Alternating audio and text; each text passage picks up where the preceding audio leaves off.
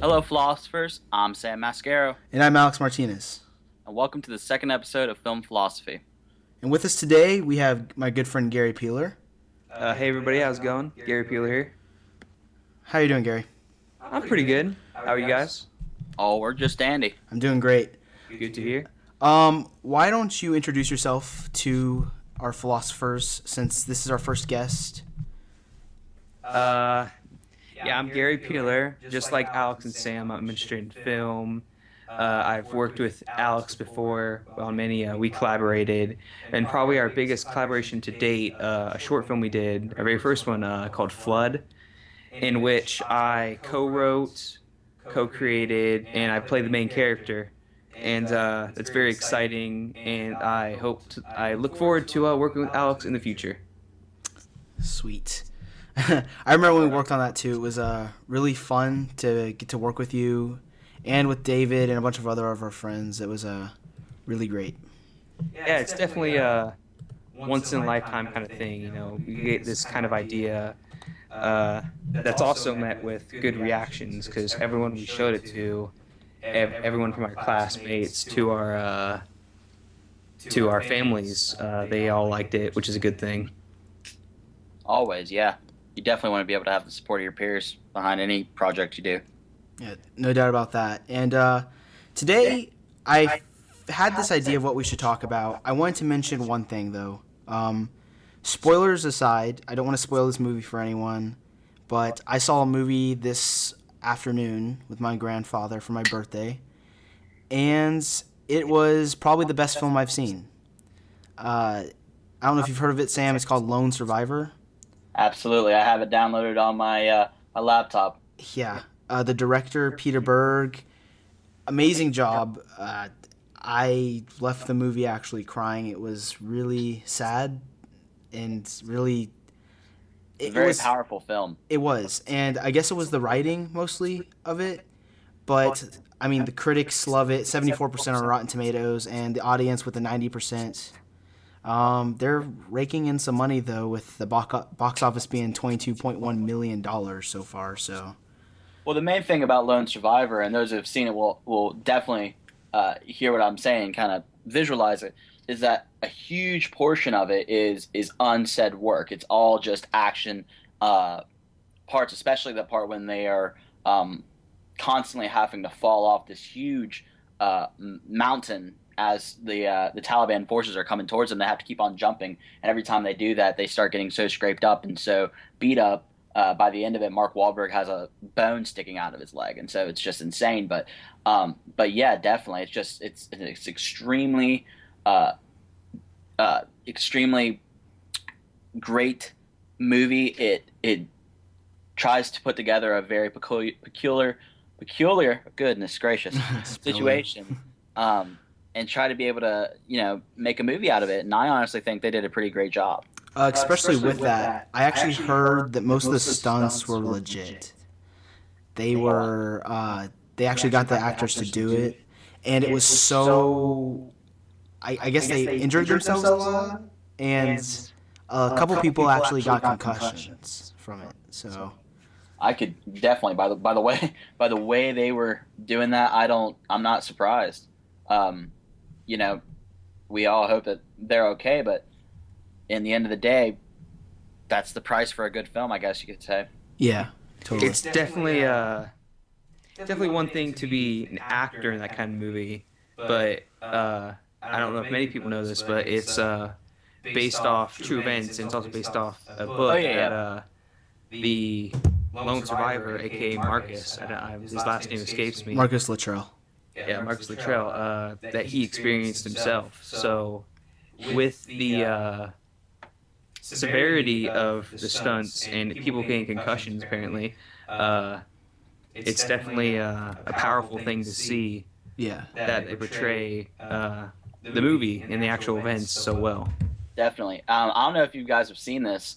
I saw it right after we watched the movie. The CNN anchor named Jake Tapper did a interview with both Marcus and Mark Wahlberg together, and things got very awkward after Jake Tapper made the comment of he said something along the lines of like it's so sad that all this senseless dying had to occur or something like that. And Yeah. as soon as he said that, the Marcus just kind of was like, so their dying was senseless. I mean, philosophers, you'll definitely have to YouTube it right after you get done watching this. But I mean, it's definitely a very very odd CNN part. It's just you have to watch it to kind of understand what I mean. Especially for somebody that experienced it firsthand, and then having somebody there who pretended to experience it firsthand. Right. It does. Of course, Marcus will have the stronger opinion about it. I mean, no doubt. That's just the way it's going to be. But for him to say that, I'll definitely have to put down the link, the description for the video for the podcast. Absolutely. And I honestly think the best part about this movie is that it captures what happened so well, and kind of put it as closely as possible as to what it really was. Movies like Captain Phillips, they do in a sense try to embody what happened. But you heard people afterwards who were like crew members on the ship who were saying they portrayed Tom Hanks' figure as almost like a hero kind of deal, when really it was the captain's fault for putting them in that situation and all this kind of stuff. And so, yeah, it's definitely, like we talked about last time, film portrayals can be very, very sketchy, but the guys from Lone Survivor definitely did a good job on this one. And I forgot to mention the jobs. They changed that a lot as well. Gary, what's the one guy I was telling you about before? Wozniak. Yeah, Steve Wozniak. Oh, Steve God. Wozniak. He said it was a piece of fiction. Yeah, he watched the film. He's like, that's not at all how our relationship was. You guys are portraying it as if I'm some evil man. I didn't. That's not how it was. It was completely different. And whenever you hear that, you're like, oh, well, if the guy who was there is saying that, then obviously it's true. And it's kind of sad that they had to manipulate the fiction to get it to something, I don't know, more dramatic, I guess. If that makes any sense. Yeah, they had to. They did what they thought was possible, and it's extremely hard to take on a person as it is. But I mean, you're taking on the King of Kings, Steve Jobs, and you're trying to portray him by Ashton Kutcher. You definitely got to start adding stuff in to be able to help make Ashton look better. But they Jobs. I wasn't completely satisfied with it. I kind of liked the movie just because I like Apple products, and so I had a fanboy type, a fanboy kind of deal. Yeah, but I mean, because I haven't really made a movie like that about it before. But I wish it would have been better. Obviously, they can't really redo it because then it would just kind of look weird. But I'm somewhat satisfied with it. If we wanted an actual account of it, we would have to watch a documentary. Yeah. And so I'm waiting for them to release Gates, the movie. Just do you know who's gonna play that? no, I'm joking. I don't even think that's a real thing. I thought you were serious for a second. I was like, Bill Gates? Me and Garrett just got blindsided. I can imagine just one of the scenes. Bill Gates is staying there in some Master Chief armor or something, being like, "I have an idea." It'd be even more ironic if Gates actually got more money at the box office than Jobs did. I doubt it will. I think it would be kind of funny. Just I'd like to see how they would be able to do it, because in the movie Jobs, I was really mad that they didn't go in depth into the relationship with him and Bill Gates. Yeah, they really did one scene about that, and then they were done with it the entire rest of the film. And in his life, have you ever read his biography? Or the book? I have it in my house. I'm fixing to read it actually in a couple of days. Huge. The relationship was huge. It really shaped how Steve made his stuff, and actually, Steve took a few ideas, and Gates recognized this later on, that he came up with the ideas, and Steve basically implemented them into his own technology. But their relationship was a huge deal, and it's kind of sad that they didn't touch on it that much in the movie. Right. Yeah, definitely.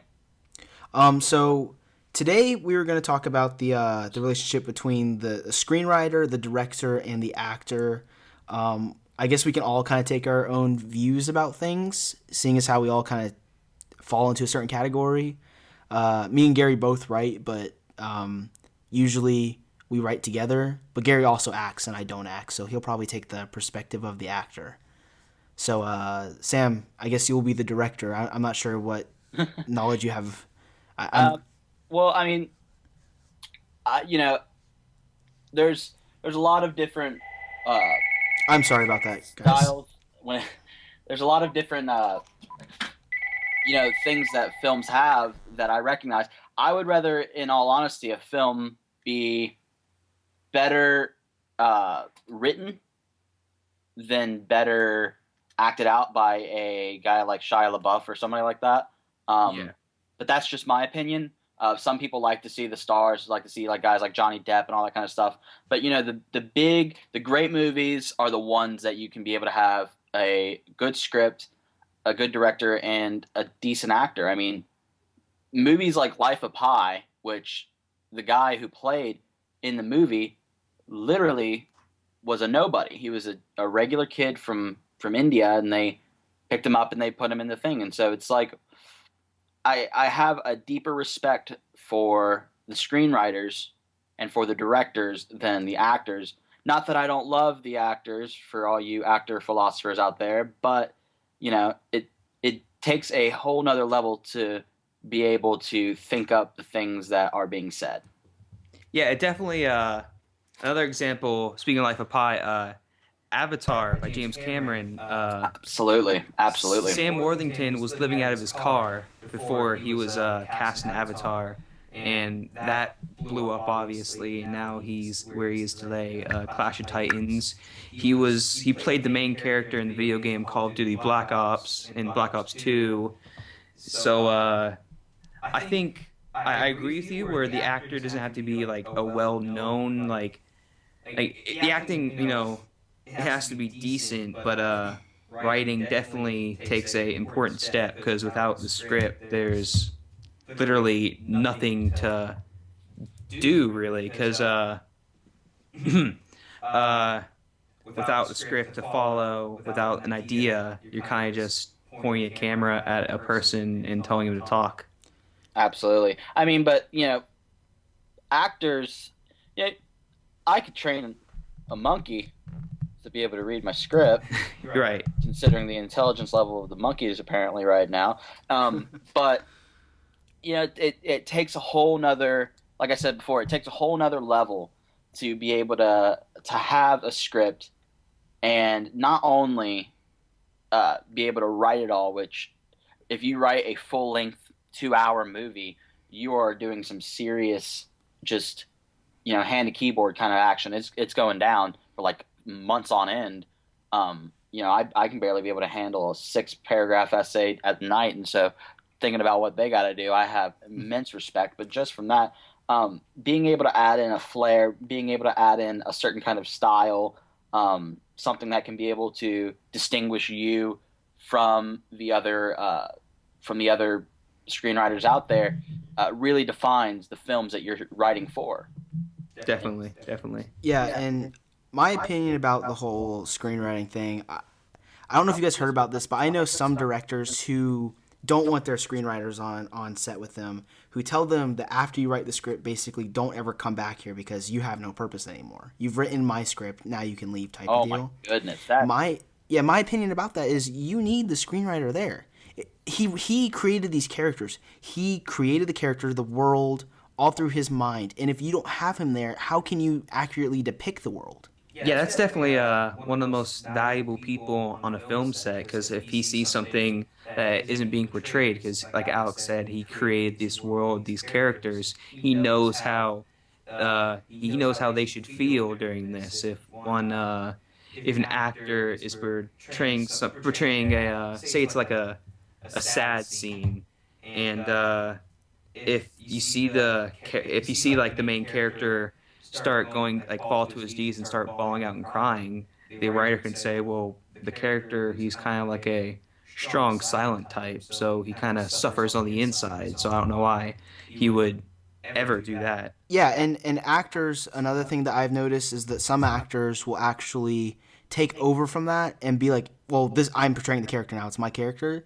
And I want to be able to have a relationship with my actors and with the director and with a screenwriter, because me and Gary are a lot of those things. We do combine our forces together to do that.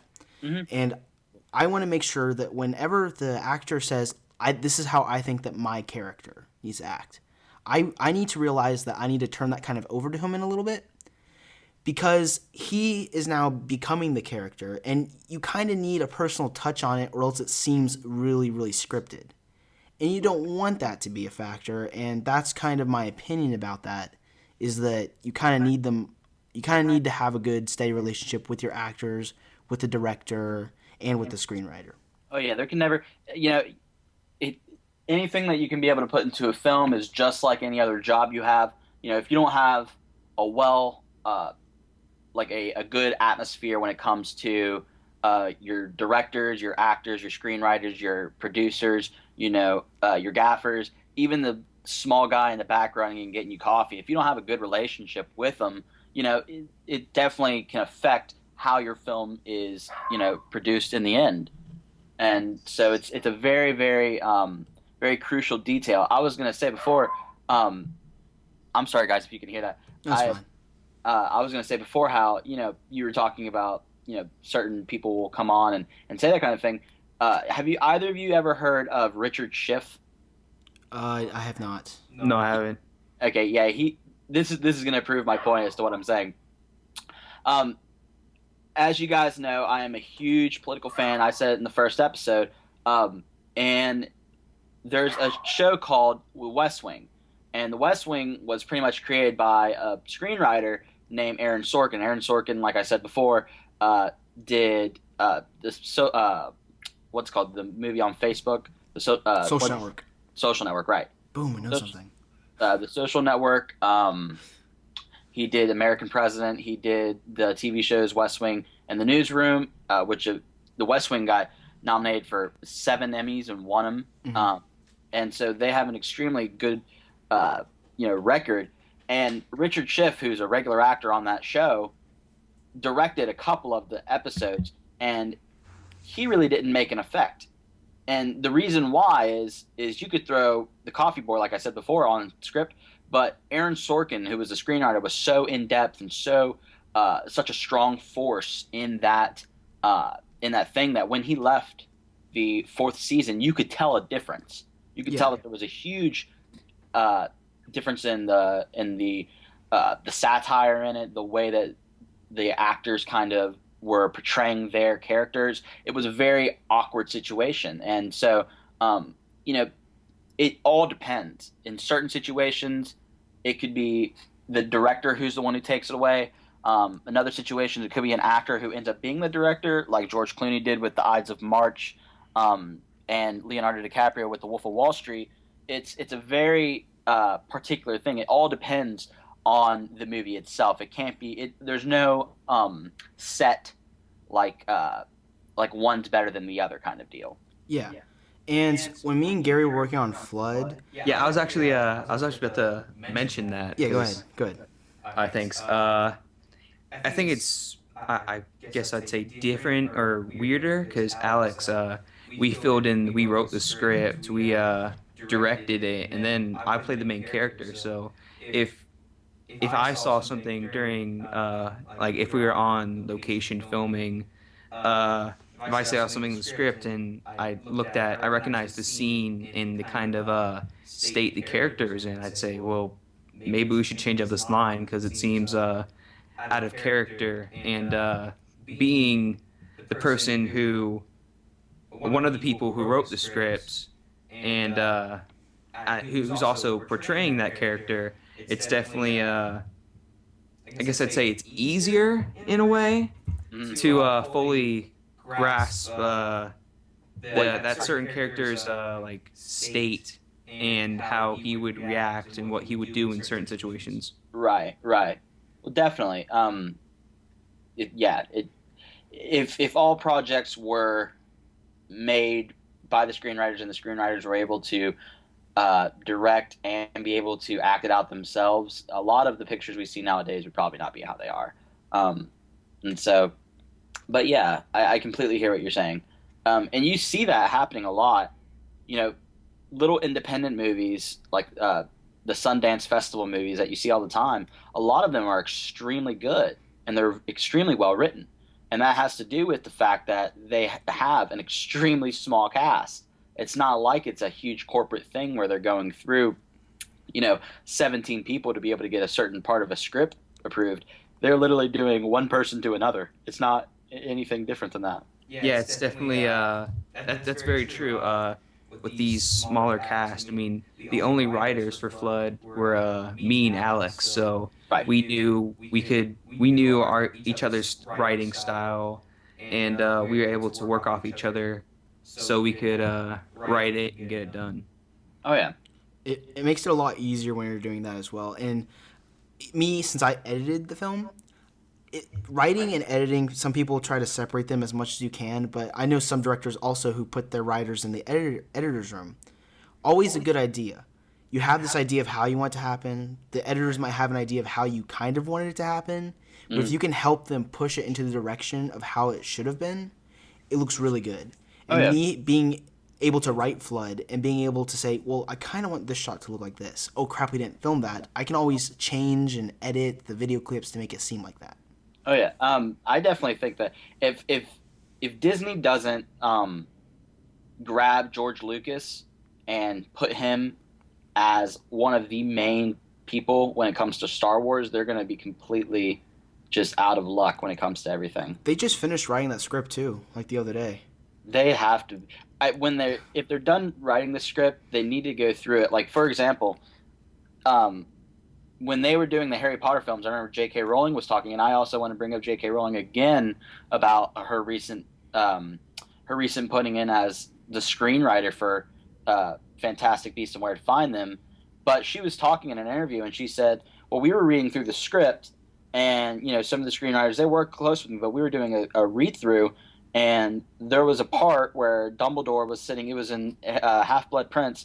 And Dumbledore was sitting, and Harry walks up right in the train station, and right in the beginning of the film, and he goes, "I once knew a woman who had like a violet thing or something like that." And J.K. Rowling had to pass a little note down that said Dumbledore was gay, and then he kind of changed the script real quick.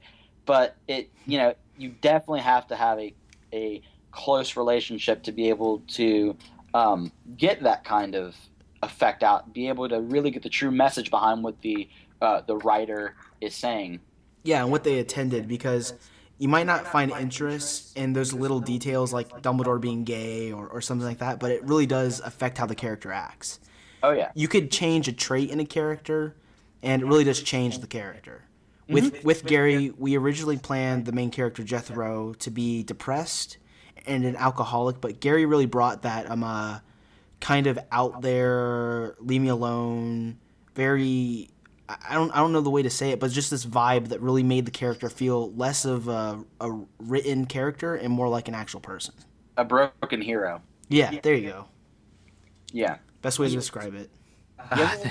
Thanks, Alex. I appreciate I appreciate your kind words. It wasn't an insult. I'm just saying you really. No, I'm not joking. Thank you. Okay, I mean, but really, like, it really changed how I felt about the character, and I'm really hoping once I do make it public, because I just want to make sure everything's all right, and I'm just waiting on a few extra things for that video. I want to make sure that when people watch it, they understand it's our first short film, but I want to. A lot of people are afraid to give. Well, not on YouTube. Everyone gives whatever words they want to on comments. Trust me, but with it, I want to make sure that people aren't afraid to give constructive criticism. I like that, and it really does help me shape and think about my next project. Absolutely. I mean, that's the number one thing. When I go through my videos, as soon as I get done editing, I'll keep it in Final Cut before I export it. But what I'll do is I'll run around like 15 people and ask what their opinion is on it. And obviously, after working for a long time, Alex and Gary, you both probably know this, that as soon as you ask somebody, you really want them to say that it's good. Like in your head, you're like, "Can you please say it's good? Please say it's good." And then when they kind of say there's something wrong, you're kind of like, "Oh," but then you kind of realize it and you really look back at it, and then you realize, okay, yeah, I can see where that could change a little bit. And then you go back and re-edit it, show it to them again, and they say that's perfect. And then you'll be able to do it. And so you have to go through a bunch of people opinions to be able to have a you know really understand it. Because if it's just you and Gary, you're only getting you and Gary's opinion. You know what I mean? Yeah. But if you came and asked Mr. Crawford or something, then he would maybe give a little different of a viewpoint. Mr. Crawford would have an interesting opinion, being a fan of Doctor Who and several other TV shows. Yeah. Go ahead, Gary. I'm sorry. No, thanks. It's definitely something I struggled with, taking even if it was constructive criticism. I like when I was younger, especially if it was about my writing, I'd take it to heart. I'd feel like if they're like, "Oh, if you could just change this one thing," I'd translate as that, "So you hate it." So it's definitely something I'm still learning to this day. But constructive criticism is definitely the best kind you can get. And being negative just to be negative and just trying to say, "Oh, this sucks," and not explaining why you feel a certain way, it's definitely not going to help the creator at all. We have to also remember, though, that there are those people out there that just don't really have good opinions, and their opinion doesn't hold water. So, for example, if you asked Mr. Guest his opinion on one of your videos, it would weigh more. No, I'm saying No. Keep talking. I like your comments. It would about weigh this. more water than if you asked Mr. Evans if it was a good video. Yeah. You see Definitely. what I'm saying? It would kind of it's a totally different thing. Mr. Evans is a science guy. If you asked him, are the facts right in a video about, I don't know, the periodic table, it'd be a little bit different. But I mean, if you're asking about, the structure of the video, does the metaphor come out? Does the analogies come out? Are the motifs clear? Then you would probably have to go to Mr. Guest. Yeah, and with Flood, whenever we did that, and we made it. Okay, so Flood, the one that we're going to release, is actually a redoing of the one that we did previous. Just a remake. It's a lot longer. We did more with the script to better get the story out. And I feel, I hope Alex feels the same way, that it's a lot better, and we expanded on the original idea. Well, the last one had a lot of time constraints too. I mean, we were pressed down to a month before we had to release it. Like a month, we had to film, edit, script, everything, and export it and send it in. And also there was the maximum. Float was made for the county media festival. And the maximum amount of time you could have for a video was 7 minutes. And by the time we were all done, It was 10. Clear philosophers. I'm just going to make a notice right there, Gary. I'm going to let you finish, I promise. But I just want to make this clear. Philosophers, whether it be a time constraint or a teacher who's telling you got to do it different, if you have your own opinion and you as a creator know what you want in a film, make a separate video for yourself and then do what they say. That's very important to remember, and I completely agree with you because your imagination is the key part of this. If they start to break it down into what they find to be correct, then and you're constrained into certain little situations, and you're gonna be making videos like for gum sooner or later, and so it won't be too great. Yeah, and we had our whenever we originally wrote it, it was a pretty straightforward idea. And it was kind of confusing, and it could have used a lot more work on it. And we rewatched it. We were able to critique ourselves, write down some things. We got some other people to watch it, and again, they kind of helped us and told us what they didn't really like about it. And that kind of helped us a little bit rewrite it. And when we rewrote it, we made sure to include little details, to include the universe. We have, to show the time period, I made a little news article thing that he's holding for only a few seconds. But even though the audience might not look at it in the original whenever they first watch it, if they ever rewatch it, they might look at details more and realize, oh, look, they actually have this in here that tells the time period. Or, oh, look at this. This is really cool. It's really detailed. They actually took time to make sure the background was a little bit better. And that really does help as well. So. Oh, yeah. Another thing about Flood is just the amount of work that me and Gary had to do on it, and especially with our actors. It was interesting because when we first did it, we had an actor drop out on us. They weren't able to film with us. Yeah, and definitely that's very important. She we had to with time constraints, we had basically a month to make a video and have it ready. But she basically told us she couldn't do it. So on the fly, The day that we were filming. yeah, on set, we basically made major changes to the script, and it was just that day that we changed it. The one scene, because in the one scene, my character, he sits down at a cafe, and he was supposed to be approached by his the I can't think of the word, the love interest. Thank you, love interest, and with the actor dropping out, we like she couldn't do it at all because she was moving away. So we killed her, and that had major repercussions on how different the story would be compared to her being alive. And I think that it was a better change because we worked it all out, and we said, okay, now since she's dead, he actually has even more to be depressed about and such. I was about to say, because I remember I can understand that now, and I really admire that, because philosopher, this is the first time I've ever heard of that. It's extremely, you can see that definitely in Gary's character when you watch Flood, because you see how he's a depressed, just kind of extremely not, like I said, he's a broken hero. He's had a good time in the past. He's really good at what he does, but he's still a broken guy. And so he has to almost redeem himself in some ways throughout the story. Yeah, and the first time we did it, the ending didn't really make much sense, and we changed that. We made more references to this mysterious lady that is mentioned several times in the new one. He talks about her a little bit. You get a little bit about what the relationship was about, and that really did help with the character. And especially in the original one, when we did end up killing her, we were able to bring another character that we wrote in the film. Matthew Lancy, one of our friends, did that, and he showed up on the spot and helped us complete this film that needed this one scene that was for the better changed, and that's the best part about it. Yeah, we were about to leave, and we were about to leave for downtown where the cafe is. We had permission to film there, and we Let's basically... rephrase that. We kind of had permission to film there. Long story, another podcast.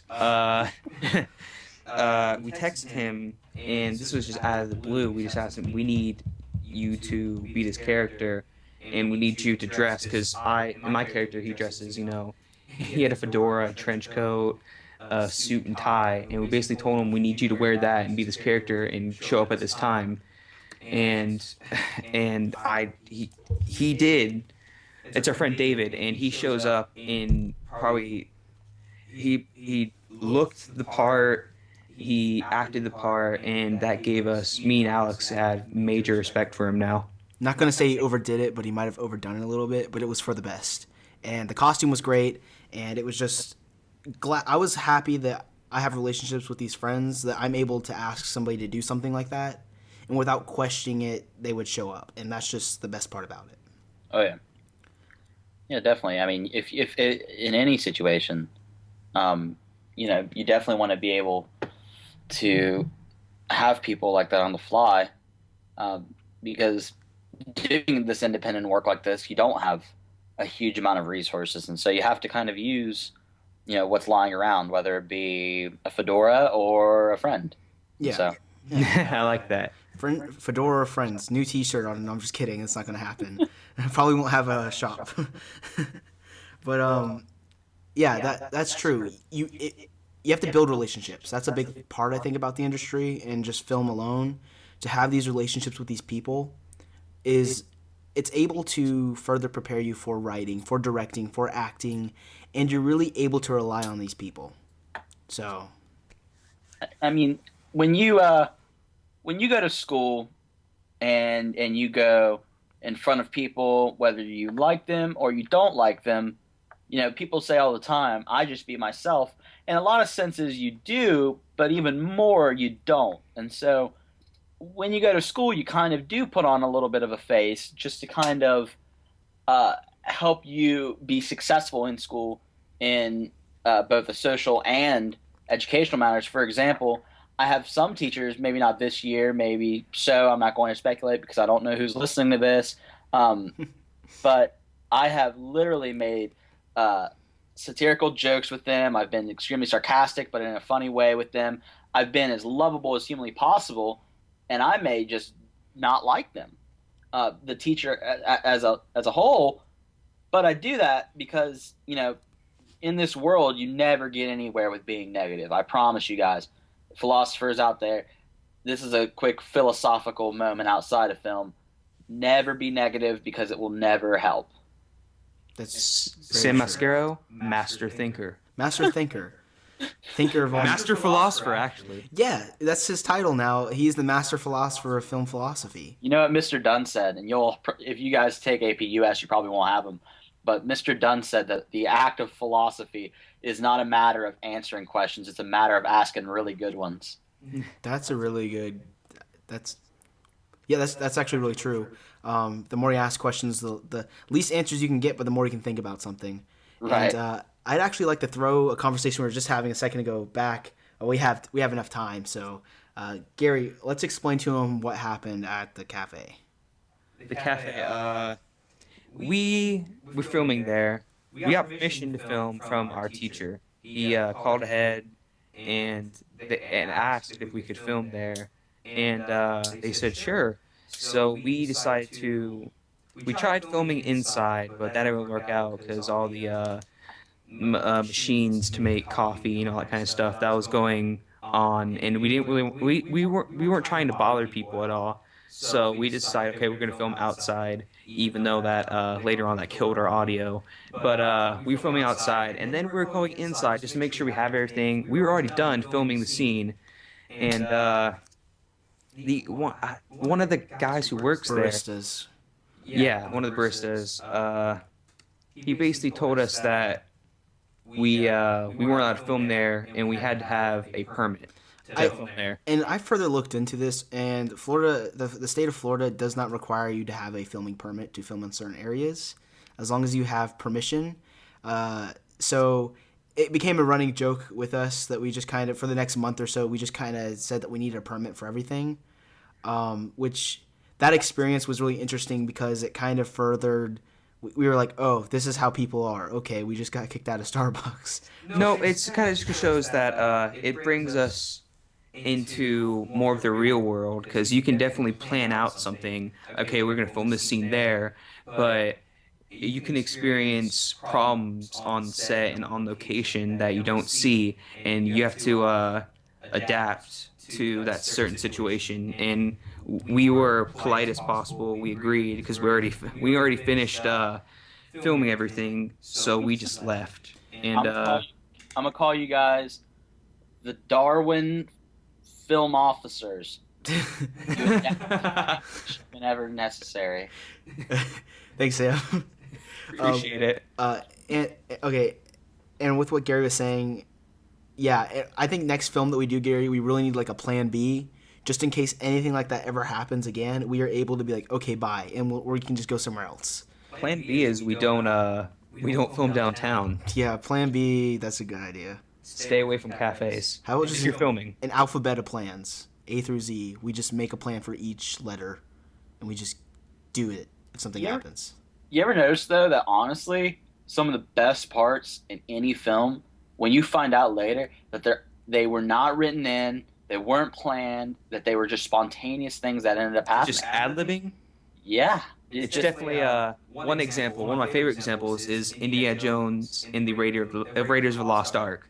That one scene when he's fighting people in Cario downtown. There's this one guy who shows up and he starts doing these fancy moves with a sword, and then Harrison Ford, the actor for Indiana Jones, he was really sick, and it was a long day of filming, and he was supposed to have this elaborate fight scene, but him being sick and tired and such, all he does is shrug, pull out his gun, and shoot him. There was actually a scene in this movie called Malkovich. I don't know if you've ever heard of it, Sam, but it's this really weird movie, and I have two examples here. In Malkovich, there's this one scene where this car drives by the main character Malkovich, and the what was it? The I'm trying to think of the name for it. It was just somebody there. Well, they weren't supposed to, they don't have a line. They didn't have a line. and they drove by and they had a can in their hand and threw it right at the guy's head. Screamed, "See you later, Malkovich." This scene was later used in the film, and this was not planned at all, and the main character Malkovich actually does drop on the ground and start to curse like crazy, and that's because it actually hit him right in the temple, and it wasn't planned at all. He had no idea, so he's just laying there cursing. That, and if you've ever seen The Dark Knight, I believe, with the Joker, he's dressed up as the nurse, and he blows up the hospital, and the explosion wasn't. It was weird because Heath Ledger stands there hitting the detonator, and the other explosion didn't go off on time, so he just sat there hitting it as improvisation. And later on, he was still in character, and that's very important as an actor.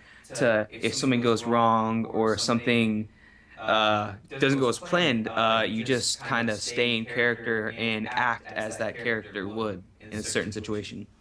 Oh yeah. Staying in character for as long as you can, just in case anything happens, is probably the best idea. I know Andrew Lincoln on The Walking Dead, he does that. He walks around set an entire day speaking in his American Southern accent, and just so that in case anything happens, he can always go to that accent, and he never takes a break in between takes, which is really interesting because if you actually hear him, he's a strong Brit, extremely strong accent. So. Mm-hmm. Oh yeah. Go on. What were you saying? Who was that? Gary? What? It must have been Gary. Who was fixing us talk? Go ahead. Like I was gonna say on Walking Dead, the governor, he's British. Maggie, the actor who plays the actress, British. She's British. And just another thing about acting, strong actors who are able to become characters, come forward and versed, and just to be these characters are definitely a powerful tool, an asset in any film, television show, or any kind of production. Robert De Niro, who, as we know, is an acting legend. Robert De Niro and Johnny Depp have extreme, I don't want to say problems because it really helps their acting, but it certainly creates a health risk for them that they will do things that are extremely extravagant just to be able to become the role of who they're playing. Even Ashton Kutcher, who, when he played Jobs, he had to lose a whole bunch of weight, and he ended up actually going on a fruitarian diet. He actually went and did that to help embody Steve Jobs. Yeah, there's this actor in Lord of the Rings who walked on set every day to look really wore down. Gary, do you remember that story? It was on another podcast we listened to, and basically the actor did walk to the set every day just to look the part, which is amazing because it really does take a lot to do that. Mm-hmm. It's definitely, like me, Flood's probably my first and only major acting role, and I was in the first time we did Flood with the OG, as I call it, which sucks compared to the new one. Yeah, that seeing how we filmed, written, and did it all in 1 month, and that was produced. That was pretty amazing. But as I was saying, it's definitely what now? I forgot what I was saying.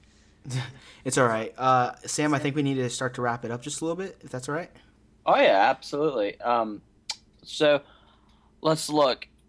I didn't get to ask Alex. Did we get any questions for? Not this week. I have the website up, and it's going to be in the description of the podcast, so you can submit your questions to that website All right. whenever it's up. So thank you, Gary, for talking with us. Hope we can have you on again, and thank you, philosophers, for tuning in to this week's episode of Film Philosophy. You can follow us on Twitter at philosophy_film. I swear I'm going to get that right one day without messing up at all. And you can submit questions on our website in the description below. Tune in next week for another episode. Sam, nice talking again. Nice talking, and I just wanted to add a little thing in here at the end. Those of us who go to Forest High School, we we lost a fallen hero this week. I don't want to go too into detail because I really don't want to start breaking out into whatever and during this podcast, but I'll definitely just make a quick thing. Lewis, I pray every day that everything is going all right, and I miss you, man, and hopefully in about 75 years I'll see you again. And so, thank you, philosophers. I hope you guys have a great weekend, and we'll see you next week. You too. Hey, good luck on the SATs, man. Thank you. Yes, I have my SATs tomorrow. Let's hope I get in 2,400. Hopefully. All right. See ya. All right, see ya.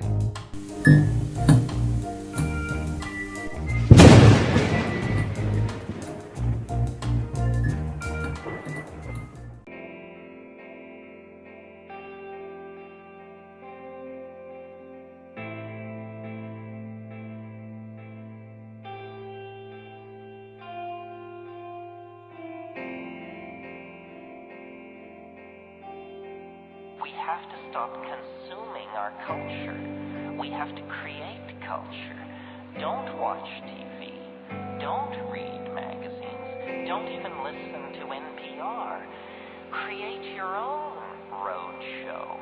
The nexus of space and time where you are now is the most immediate sector of your universe. And if you're worrying about Michael Jackson or Bill Clinton or somebody else, then you are disempowered. You're giving it all away to icons.